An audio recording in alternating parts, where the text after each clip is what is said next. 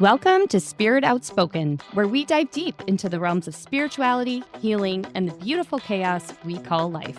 From ancient traditions to modern practices, we are going to explore it all. Whether you're a newbie or a seasoned seeker, you're guaranteed to find something that inspires, challenges, and intrigues you here. So grab your favorite beverage, find a cozy spot to curl up, and join us for Spirit Outspoken. Hello and welcome to a special episode of Spirit Outspoken. Today, we are thrilled to have Andrea Claussen with us, who's an Ayurvedic practitioner and a yoga teacher and a podcaster and all sorts of fabulous things, really, to talk to us today about the Ayurvedic tradition, which comes to us. It's an ancient Indian practice.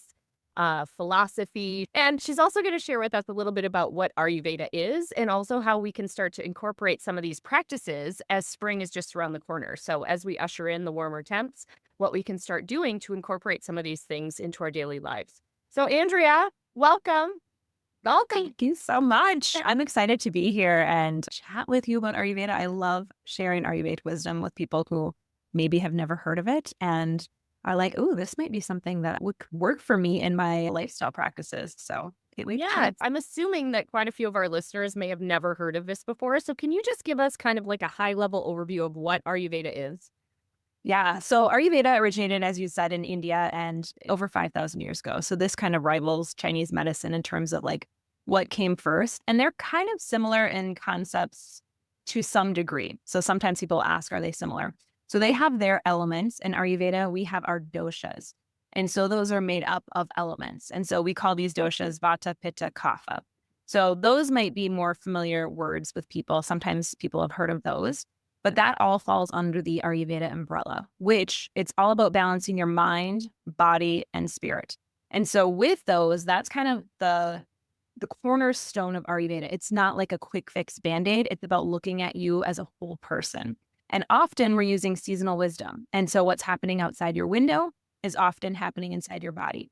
And so as we are in this transitional time, kind of going from that late winter into that spring season, our bodies are noticing, and sometimes sickness comes into play during these seasonal shifts. And so Ayurveda kind of has practices to help you find your balance. And so hopefully you don't feel those illnesses that can come about this change of time. Oh my, if this could not be more timely. I mean, speaking of, like, Rachel and I were laughing because if you go back and you listen to our episodes that have aired in January and February, we both were so sick. Like, we're so nasally, but I mean, the flu rolled through.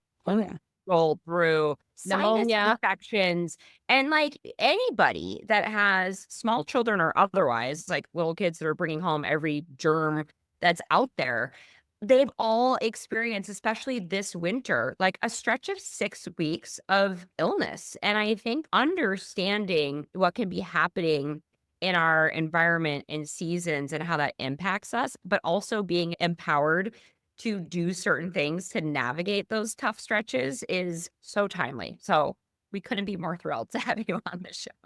Yeah. Think about this winter. Like, this is something that I was kind of talking about with some different Ayurvedic consults I've had.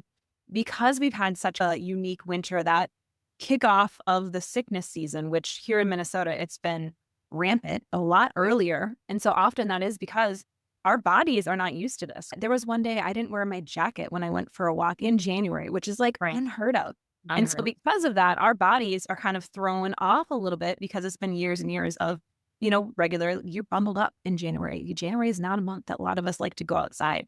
And so because of that, those little seasonal shifts, Ayurveda kind of has little practices that you can do to incorporate them earlier. I'm going to be curious to see what next winter brings, but we might have to start shifting into Kapha here in Minnesota earlier than we ever have before. And so with that, like, Vata season is that early winter. And so when it switches doshas, which then it comes into Kapha after Vata, when it switches like that in the seasons, our bodies aren't adapt to make that change so quickly. And so that's kind of what I'm tracking with these seasonal shifts here. And I have clients kind of all across the US, and everyone is very climate dependent. Like, I have a client in Hawaii, I have a client in Alaska. Like, they have very different climates than we have here. And even in Hawaii, depending on which island you're on, you have different things you're looking at. And so that's why I love Ayurveda. It's very practical to your, whatever your environment is looking like. You know what I love about this is we just did an episode where we talked about how connected we are to nature. And I just think this flows and speaks to that so well, that it's a way for us to work with the elements, to work with nature and find a way to help us navigate all that because we are so connected. Yeah. Yes, that's such a good point. Okay, you just said something, Andrea, that I'm curious about. Okay, so there's 3 doshas. So do they align to the seasons, or are you always incorporating different elements of each? Yeah.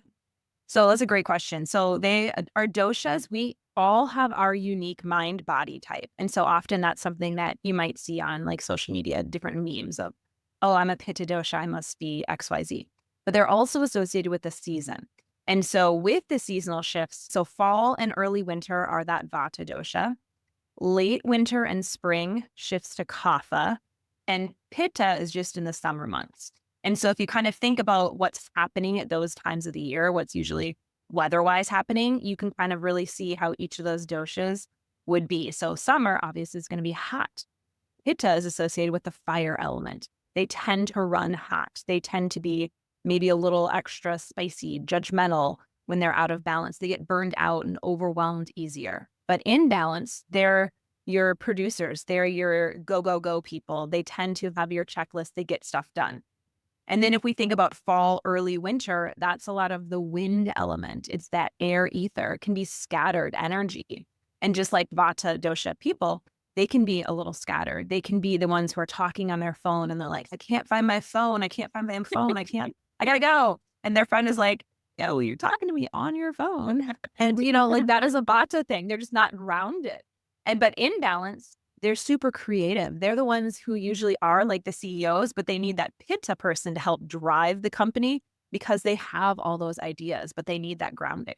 And so that's also happening weather-wise during that fall and early winter season. And then that late winter, so this is where we shifted a little, and this is where we're currently at, late winter and spring, which is Kapha. And so if we think about that, in Minnesota, it's really easy to see because it's that heavy, dense, wet snow. That's the shift into Kapha. So it came earlier this year. Kapha, dosha-wise, in a person, they're super like Mama Earth energy. They are really like givers. They are just the people you want to just give a hug. And you're like, I don't know why I want to hug you, but you just have this energy about you. And then out of balance, they're kind of Netflix and chill. They get stuck. They get stagnant. And we have all 3 of these types within our bodies. And so when we look at like, how do I find my balance for each season? You're going to go with what you might be experiencing. So for me, I don't usually go out of balance in Kapha. That's just the dosha I have the least amount of. And I always joke, there's a yoga teacher at our studio and I was subbing for her one day. And I've been to her class. Everyone's giving her a hug after class. They're like, Mary, giving her a hug. And then, me, I'm like, I have never gotten a hug from a student. I'm so Pitta. Pittas are not someone, they're like, you're fire, you're hot. Don't need to give you a hug because that's just not my nature.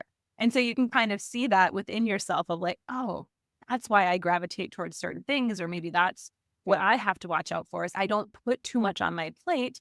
As we were just talking about before, how I'm like, yeah, I'm subbing for a ton of like yoga classes and senior classes that I teach. Too much. Like that's where my Pitta will start to burn out because I'm teaching like 12 classes 2 weeks in a row. That's too much. And so that's kind of how you have to find your balance and know that. And like for Vatas, knowing usually they get out of balance because they're not doing grounding practices. They might be on devices too much. They might be constantly surrounded with noise. They have trouble just finding that silence. And so like a yin practice, a restorative yoga practice, meditation can be really nice to get them back to center and regrounded. This is fascinating. I know. I feel like I could spend a whole day, probably month talking. I know. And your podcast is exclusively about these concepts. So it's interesting because it's like you're looking at common things that people are experiencing, but through this lens. And what I think is really cool about it when you're speaking about it, it's like a self-awareness tool. And I think that's what's so cool about spirituality. We talk a lot about it. It's like, the self-development, the self-growth, as soon as you start being more in tune with what's going on around you, how you're feeling inside, you make all of these connections. And it's so helpful to have a term or a label or something to associate with it, because then you're like, oh, I am too in my head. I'm too air. I'm getting too scattered. So what does that mean? I would really benefit based on these practical wisdom to get more grounded, to incorporate more meditation. I just think it's so fascinating because it's not just about like the health, it's the full mind, body, spirit elements of the different doshas. Yeah. Yeah. That's It's one of the cool. things that I think for me, like getting people to be more in tune with themselves is kind of my goal. Is just like, how do you slow down and listen? Because a lot of us are just so, and I tend to attract a lot of pittas and vatas, but pittas in particular who are just go, go, go. And they sometimes just love their, like, and I've had people tell me this, like, I don't want to think, just tell me what to do. And I'm like, no, I want you to think, because again, that's usually a sign of they're feeling burned out, is what that's telling me. Is they need someone to tell them what to do, because they have just told everyone, here's your list, and they're tired of it. And so Mhm. often I'm like, that's kind of the first reflection back is like, are you feeling this? And often they're like, oh, yes. I haven't even slowed down to like notice what I'm feeling. And so having that piece, that's why yoga and Ayurveda are sister sciences, and they really do go together. And so having those pieces brought back together or weaved back into classes, I think is also beneficial. And so even as a teacher, I'm kind of always like, when people come into class, how are you feeling? How are we doing? And I can get a collective feel for what I want to maybe shift in the practice I had planned based on what I'm hearing here, because I will incorporate different elements, because Ayurveda, at the end of the day, like increases like, opposites heal. And so that's kind of the main thing you're remembering is if you're feeling burnt out, you don't want to put more on your to-do list. And if you're feeling scattered, you want to have that grounding. And if you're feeling stuck, you need to have that movement. And so those are kind of the easy, simple ways of like, okay, what do I need? I got to do the opposite of where I'm feeling that stagnant energy. I love that a lot. I mean, that's such a good, easy way to remember it. How opposites heal. I love Yeah. that. Andrea, this is all super fascinating. And I love what you said. I think that that's such a good way to just simplify what could be an intimidating topic if you're new to this, right? But just kind of shaping it up like that. I'm curious though, like, how did you get started with this? And, I also want to hear about your podcast. And I think Rachel and I both would love to hear more about your practice and how you really help women by leveraging these different techniques. So I first learned of Ayurveda in the jungles of Costa Rica, as one does, on a yoga retreat. The leader was like, "Oh, you're a Pitta," and I was like, "What does this mean?" And so I was just kind of curious. And so I came back from the retreat, and this was in 2014, or maybe it was 2013, and I immediately signed up for yoga teacher training, thinking I'm going to learn about Ayurveda.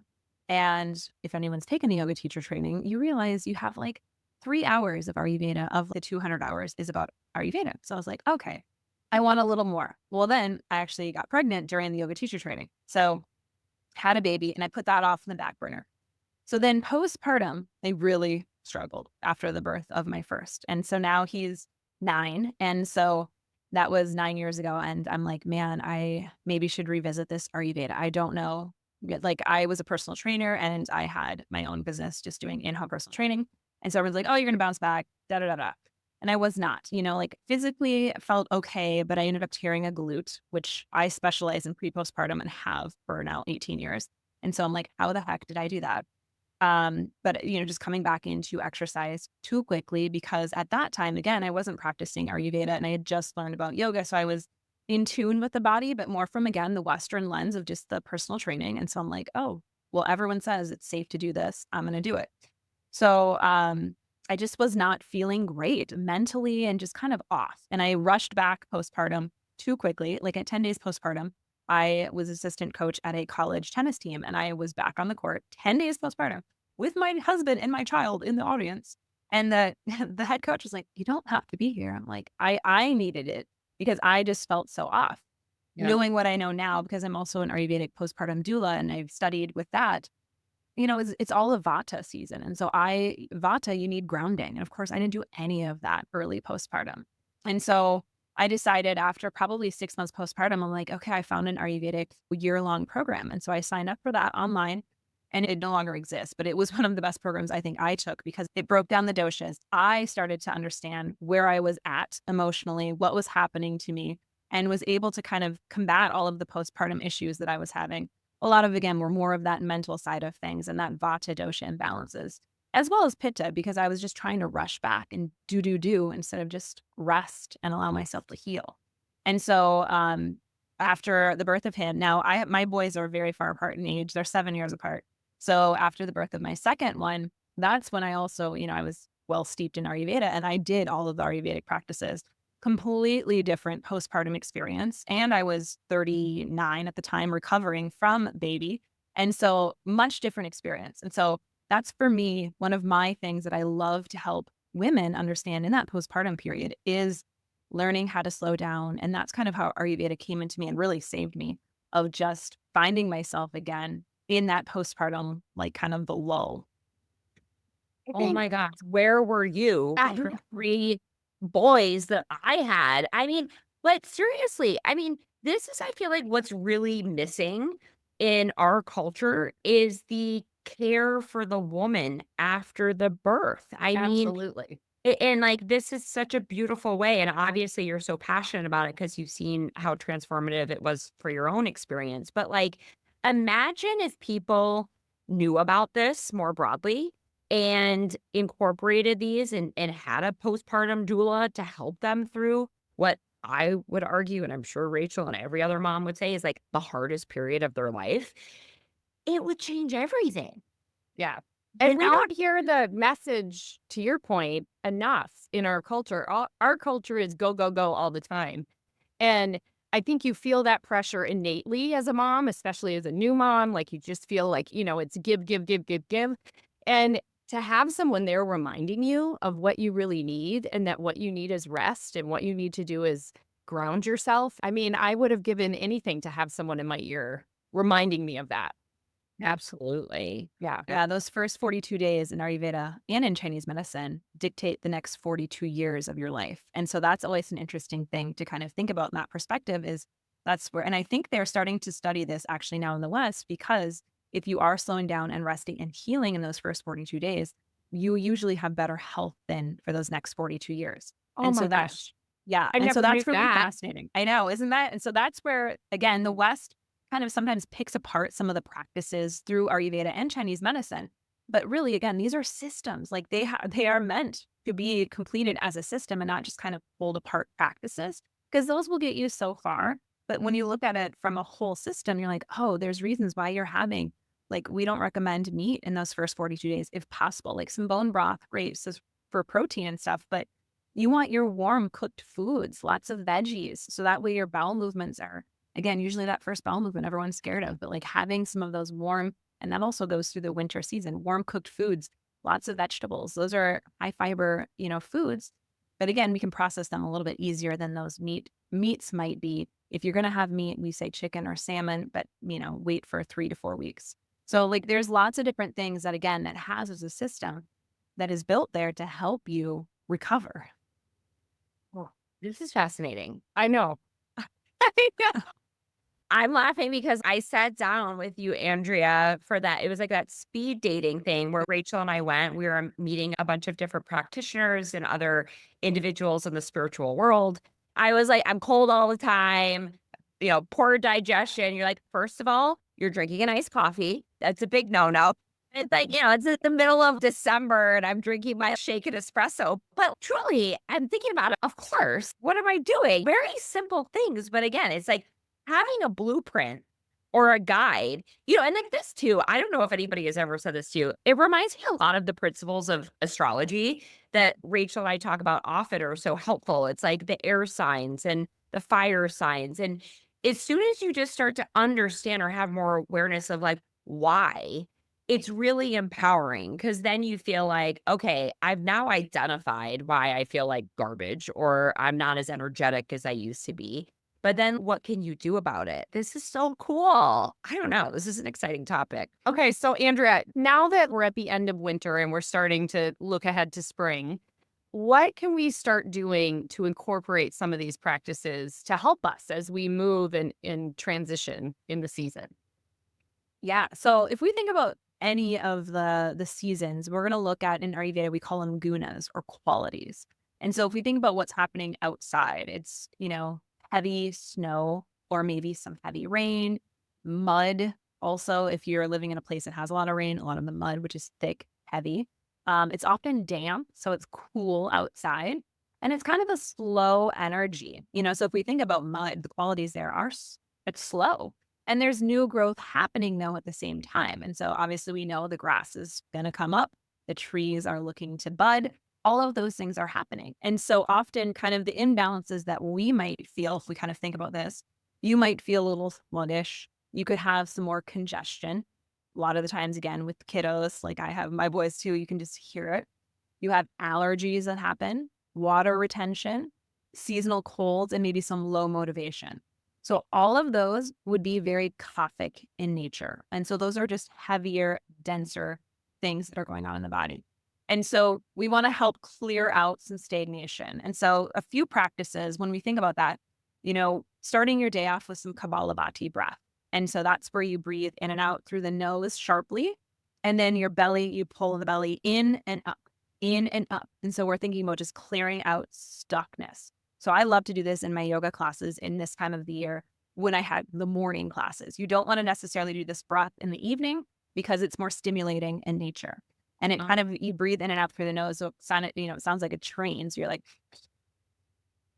and it's that quick. And so again, if you have that stuck congestion, it helps break that up and get that out. Also great for digestion. So if you have poor digestion in the morning, it kind of helps stimulate things there as well. So like 30 times, take a little break, do another round, take a break, and you can even do it up to like 3 times if you're really feeling that stuck energy. So that would be like a first thing to do, in the morning if you want. Another one that we want to do is tongue scraping. So, if you have a tongue scraper, you can use a copper one. If you know your dosha, that's great for Vata and for Kaphas. A steel one is good for Pittas. And then if you're like, I don't know, whichever tongue scraper you can find, just not plastic. And so you scrape your tongue first thing morning. I always do this. And I will do it. I have both kinds, but I'm kind of aware of like, what do I need that morning?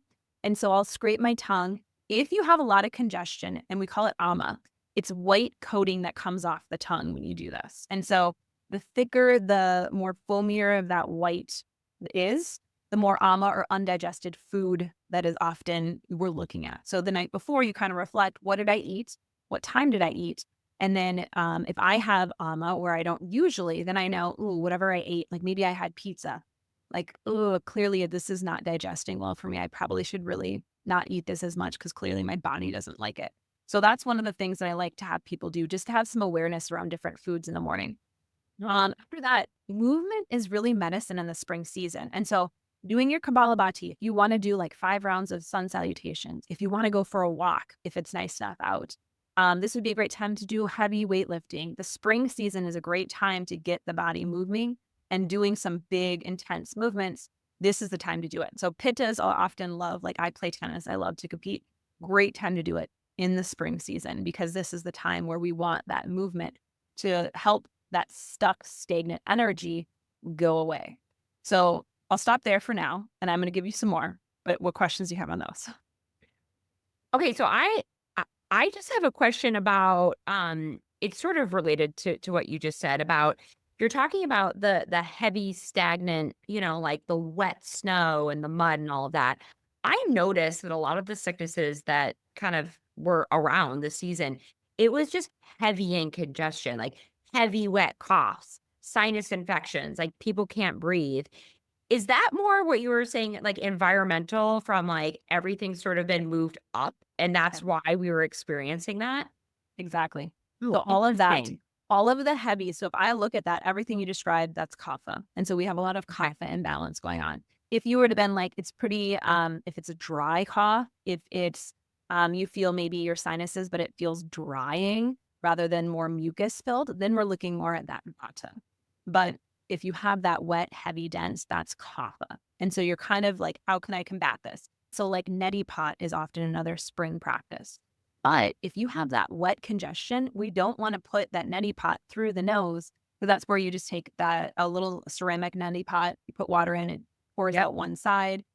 And so with that, it's too wet because again, like increases like. If you were feeling a little dry, we would actually do a Nasya oil versus neti pot because neti pot can be drying. But Nasya oil, you do a little bit of oil. You can either squirt it up the nose or you put it on your pinky finger and just dab up to the bridge of the nose internally. And then you just kind of hit the nose together and then kind of smell up. And it's usually sesame oil. And you can buy that in different, like Banyan Botanicals is one of the places that offers different oils. So all of those would be like knowing of, okay, what do I feel? And then how do I treat it based on what do I feel? Does that make sense? Yes, it does. You It know what I does. love about this too is there's so much emphasis on really tuning into your own sensations in your body, really getting connected with yourself and your body, which also we don't do enough. And trusting your body, trusting the messages that it's sending you as a roadmap of what to do next, which I think is so cool. Yeah. And learning that, like, and often that's where I kind of like when, if people are like, I don't know, I'm scared to do it wrong, you know, you can work with someone to at least be like, nope, you've got it. This is right. And then the more you're like, okay, I think I understand. Because one of my clients is like, this is a new way to see the world. I'm essentially looking at it through a whole new lens of like, oh, I had this going on. So dry brushing is often a spring practice that is recommended. Now, here in Minnesota, our skin gets pretty dry. I don't know, most people are not like, oh, I got really oily skin in the winter. Never, I've never had that happen with any client. No. It's always like, I'm dry. So dry brushing, it's in the name, that's going to be drying in nature. And so I have to recommend a ton of dry brushing, even in the spring, if your skin is still dry. You'd rather do the abhyanga, that self-massage with an oil. And so that's going to be a similar concept. You're going up towards the heart, only you're using oil on your skin instead of using that dry brush to help move circulation and move the lymph around. So we still want to help move the lymphatic system, but we can do that massage point instead of that dry brush if you're still feeling pretty dry. So like this time of year, if people love to do sauna or steam room, would you recommend more steam room if you're feeling dry and sauna if you're feeling damp, or how does that work? Yeah. So with sauna, with steam, with cold plunge. So if we're kind of like breaking all of those down, those I really break into, it depends. That's also always the answer in Ayurveda. And so I'd have to know more about what each person is. So I'll just kind of think of this person also similar to myself, that Pitta nature. So of the doshas, a Pitta might be able to do a cold plunge better than anyone else because they're that fire dosha. So if they're always running hot, that might be a practice that would be okay for them. For Vatas and for Kaphas, usually cold plunge, no matter what, even if you are imbalanced, are not a great idea. Just because it's cold in nature, and Vata is cold in nature. Kaphas are cool in nature. So you're just going to increase and that's not what we want. So personally, that's usually where I stand. Even a lot of my Pittas. So for me, cold plunge sounds awful. So I would not do one personally, but I tend to go out more in my Vata. And so I know my Vata is telling me, do not do that. Saunas though. So if we think about a sauna is hot. And so for that Pitta dosha, that might be too hot and heating in nature. Now for myself, I love to go to a sauna in the winter. So that is the time that Pittas can maybe get away with it. So if you run hot and we throw ourselves in a hot sauna in the summer, that's too much heat. Now, of the doshas, Vata might be able to go into a sauna in the summer and be okay if they're always running a little cold. And then Kaphas, it just kind of depends. They have to check in because, again, they don't run cold, but they do run a little cool. And so they maybe could do one. Just depends. I'd rather have them doing movement versus maybe a sauna, but it would, again, it would depend on the client. Yeah. So yeah, it all really depends on what's happening. What time of the year is it? At this time of the year, again, that sauna, that steam room, that might be great. I love a facial steam right now for Kaphas, and just doing a little bit of sage in a, boil your water, put a little bit of sage in, put a towel over your head. And that's great for just using any of the congestion, stuck energy. You want it to drain out. If you're feeling congested, just let it flow. Let it flow into the pot. Oh, I love that. I have Yeah. so many epiphanies right now. Like, it's funny that you said that because I run cold. So which one is that again? That's Vata. Vata. Yeah. Yes. And it was so helpful. You basically just asked a few questions and you're like, yep, you're pegged, Vata. this is what you're going to need. And it's so funny. It's like, and I've actually incorporated some of the advice that you gave, like being way more focused on soups and broths and warmer stuff. And I've realized like I've needed that so much. But it was funny what you were saying about the cold plunge, because I did one last Wednesday and I'm still cold. Like I have not fully recovered yet. I was in for maybe 10 seconds and I was like, why am I such a baby? But now it's comforting to be like, nope, that's just not what my body needs. But my husband, who runs hot, in Minnesota, he's like outside in a t-shirt and I have like 14 layers on. He cannot stay in a sauna, where I'm like, oh, I have arrived, I am in homeostasis in this sauna. So it is interesting, just like understanding more about your type and why you may or may not be able to tolerate certain things is so helpful. Yes. Yeah. And so sometimes we're also drawn to the thing that we should avoid. So that's also, when you came in with like the ice cold coffee, that would be someone like a Vata, you might be like, God, love this. So if there's one thing that maybe tips someone out of balance, like coffee in general is very uplifting for Vata. Not always recommended, but I never take away something that like, this is the thing they love. So like, if that's the thing you love, we can make it work, but let's adjust other practices. So that won't be the thing that throws you over the edge if the rest of your routine is maybe not the best for your dosha. But Andrea, look at me. I'm drinking hot coffee. I am fit. I know, but it's funny. It's like, I think we talked about coffee and I was like, that one's a non-negotiable. So what do we do? You're like, just make it warm. Yeah, exactly. Exactly. And then if you need iced coffee in the summer, because again, that's going to be your heating season. Now, again, of them, Pitta would do best with an iced coffee in summer, just because that's cooling in nature for that hot Pitta. So that's kind of where you can kind of see, okay, maybe I am feeling a little Pitta imbalanced. I can have a little iced coffee versus your hot coffee. Amazing. So cool. So recapping, we talked about breath work. Yep. We talked about movement. Yep. We talked about Tongue scraping, which I thought was tongue scraping. Interesting. That's really interesting, because what you were saying, Rach, around just like being a little bit more in tune with what's happening with your body, that's such an easy way to kind of check in to say like, okay, is that food that I just ate yesterday jiving with my body or not, right? Like that's a really good way to do it.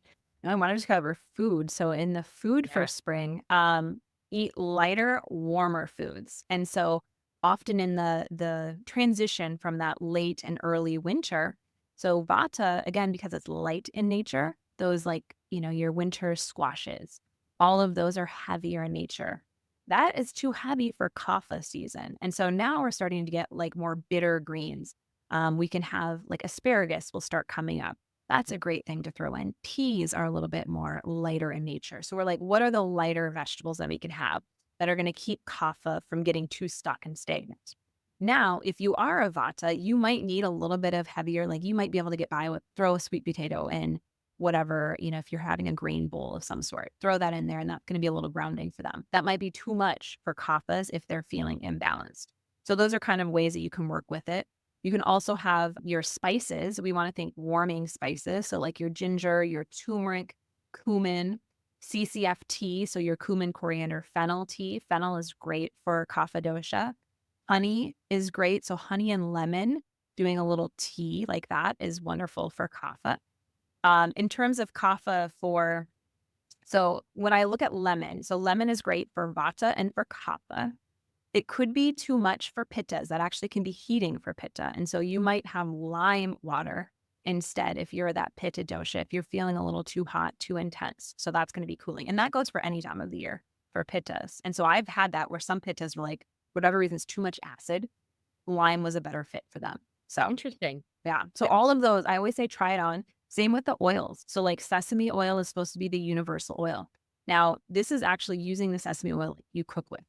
If you're going to just use that for your abhyanga, your massage, it will stain sheets. And so you're going to have to shower that off. So if you do use that, there's also some great companies. Again, Bani Botanicals has some oils that are specific for your dosha. If you want to do that abhyanga practice, OC oils, which is my personal favorite because they smell delicious, which is just OSI oils. Andrea 10 for a discount because those are pricey, I will say, but I personally buy them. They are of the oils the most expensive. But if you really like a nice oil, if you're like, hey, this is like for me, that's like my self-care practice is like, Right. let me just lather this on. I personally get the Vata one, smells delicious. So that would be something to look into as well of like, okay, let me try this. Cause I have one person who's very sensitive. And so coconut oil is supposed to be good for pittas. It does not work for her. It makes her skin break out. So if you notice that, you would be like, that's not the oil for me. Now, I have a Yes. question. You had said that you buy the Vata oil, but you're a Pitta. So does it matter which oil you purchase if you're doing that, or you can kind of just go by scent? Yeah. So for me, just because I know myself well, and have done Ayurveda enough, like Vata is the one that I usually go out in any of my doshas. I don't like to go out in Pitta. I hate feeling imbalanced in Pitta.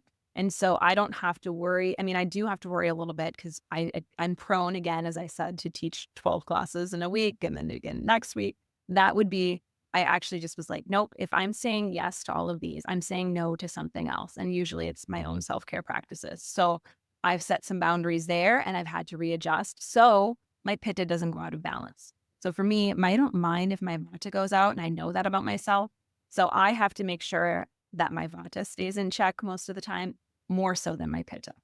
Got it. Okay, that's really interesting too. That is interesting because because you did say like each of us have elements of or different components of the different doshas. So but you're obviously way more educated than most, so you can kind of fine tune it. But as people experiment, I'm sure they, you know, can tweak it as they go. Yeah, I mean, you start with your primary. So like we have a primary and a secondary. Start with whatever you know of the things that I've kind of briefly said about it. And you can tune into the podcast too if you want more information about that. But that would be like, start there, start with this season. And that's like a brilliant place to go. So, and maybe if I said Kapha and you're like, hey, I don't really feel a ton of that, then you wouldn't have to do a ton of these practices. You still want to incorporate movement. You still want to have those lighter greens in nature, but you maybe don't have to do you wouldn't have to do the breath work. Maybe you need meditation instead of that uplifting breath work. I have a question about the food when you were talking about that, because about transitioning the food. If we follow just seasonally what's kind of in season, is that the best way to eat? 100%. Is that kind of what this follows naturally? Yes, Okay. 100%. And that's all. This is where it gets tricky because it used to be whatever you can find in your grocery store, but now we get things shipped in from all over. Right. And so you can find it at any time of the year. And then that's like tomatoes right now, they are not in season, but we can still find them. And they usually don't taste as good. You know, when you have a tomato coming from your garden, a fresh tomato, they're amazing. But at this time of the year, you're kind of like, yeah. I mean, they're kind of hard and Absolutely. don't have that flavor. So that's what you should pay attention to too. And I'm sure no matter where you live, I would go online and look what seasonal vegetables and fruits are around. Okay. And you grew up on a farm, Andrea. I did. Okay. So, like, do you feel like that has created this passion around seasonal eating or some part of this way of life?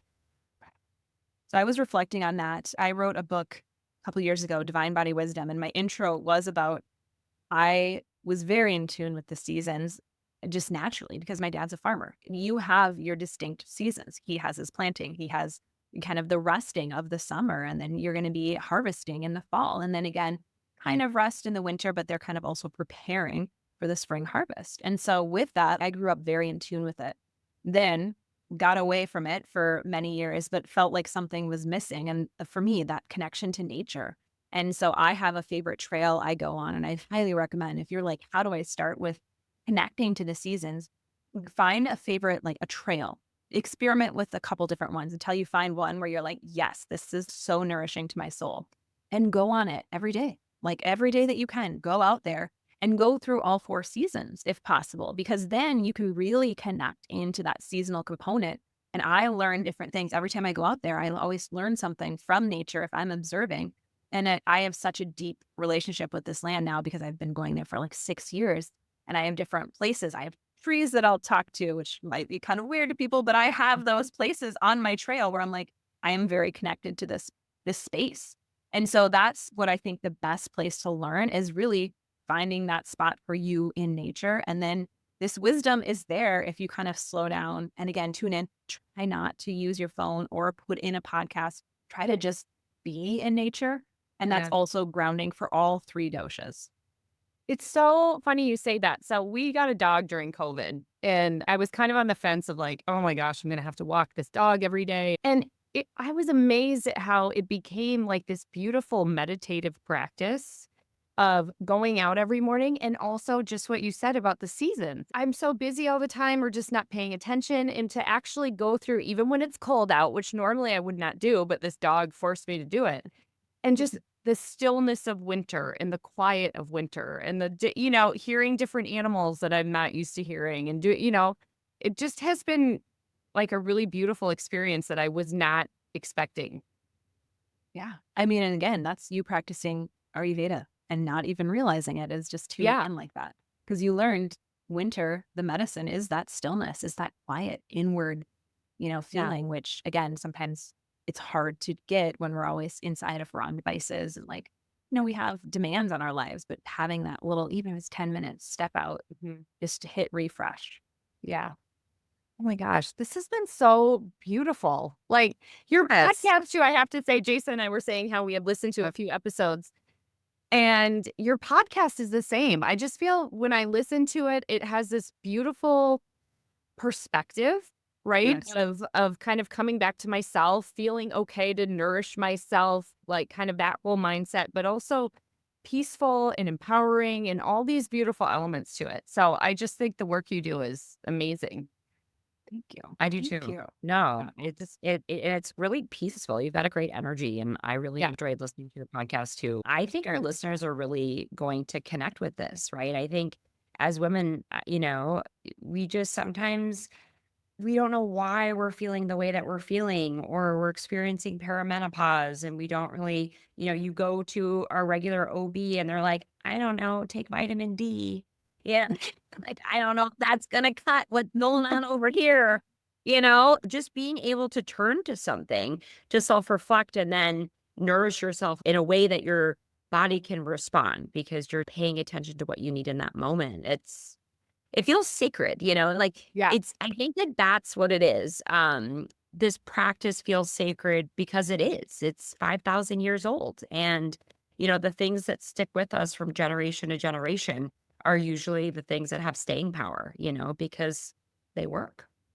Yeah. Yeah. And a lot of it's diet and lifestyle adjustments. And that's sometimes they're very easy in nature, but they're also hard because they're a lifestyle adjustment. And so that's also where if you're like, oh, I want to try everything, I always just say start with one thing, one thing where you're like, that was a full body yes when I had mentioned it. That's probably the thing to start with. And then add on after you make those habits and they're formed so you don't overwhelm yourself.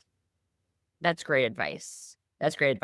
Andrea, it was such a pleasure having you on today's podcast. I think this is just beautiful. Rachel and I learned so much. I know our listeners are going to be so excited to learn about a new way to self-nourish, to self-reflect, and really just have more intention around the seasons. I think especially our local listeners in Minnesota, where, we do get battered in the winter, having some really good ways in which we can incorporate better health, better wellness, and positivity, I think is exactly what we're looking for. So thank you so much for being on the show.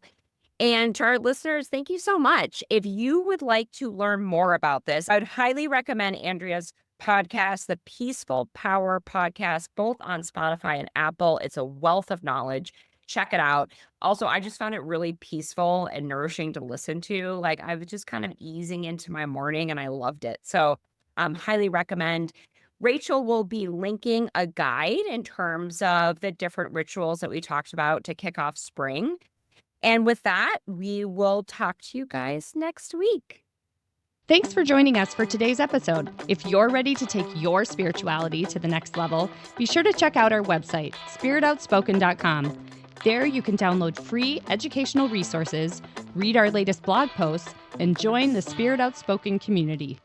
And don't forget to follow us on Instagram and TikTok at Spirit Outspoken to stay up to date on news, happenings, shenanigans, and all things Spirit Outspoken.